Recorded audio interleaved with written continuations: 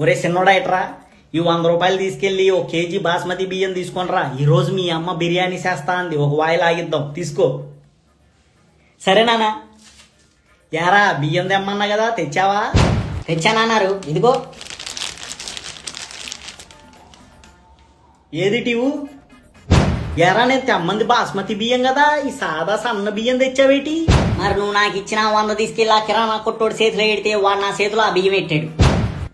ఏటి సన్న బియ్యం రేట్లు అంతగా పెరిగిపోయినాయా? మరి పెరక్క ఏటవుతుంది ఏంటి? ఆ కిరాణా కొట్టోడు బిజీగా ఉన్నాడు కదా అని పక్కనే న్యూస్ పేపర్ ఉంటే ఒక 5 నిమిషాలు తిరగేశాను. తెలిసిందేటంటే ప్రభుత్వ మద్దతు ధర క్వింటాకు 2320 రూపాయలు నిర్ణయించగా 75 కిలోల బస్తా 1800 ఎట్టి కొనుగోలు చేయాల్సి ఉంది. కానీ మధ్యలో ఈ దోపిడీ దళారుల దెబ్బకి బస్తా 1500 నుంచి 1600 ఎట్టి కొనుగోలు చేస్తున్నారంట. అంటే ప్రభుత్వం నిర్ణయించిన మద్దతు ధర కంటే 20% తక్కువ ధర నిర్ణయించి రైతుల నుంచి కొంటున్నారంట. అవునా? మరి అలా అయితే మనకి ఇంకా తక్కువ ధరకు రావాలి కదరా, ఈ ధరలేంటి ఆకాశాన్ని తాకుతున్నాయి?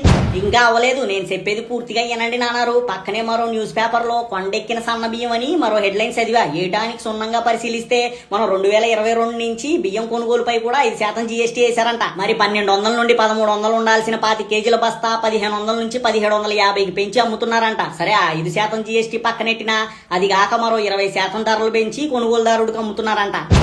ఏట్రా చిన్న ఇది, అలా పండించే వాళ్ళ దగ్గర దోపిడీ చేసి ఇలా మనలా కొనే వాళ్ళ దగ్గర దోపిడీ చేసి ఏం బాగుపడతారా వాళ్ళు? అలా అంటావేంటున్నానా? వాళ్ళందరి బాగోగులు చూడడానికే కదా మన బాబోరు కుర్సీ ఎక్కింది.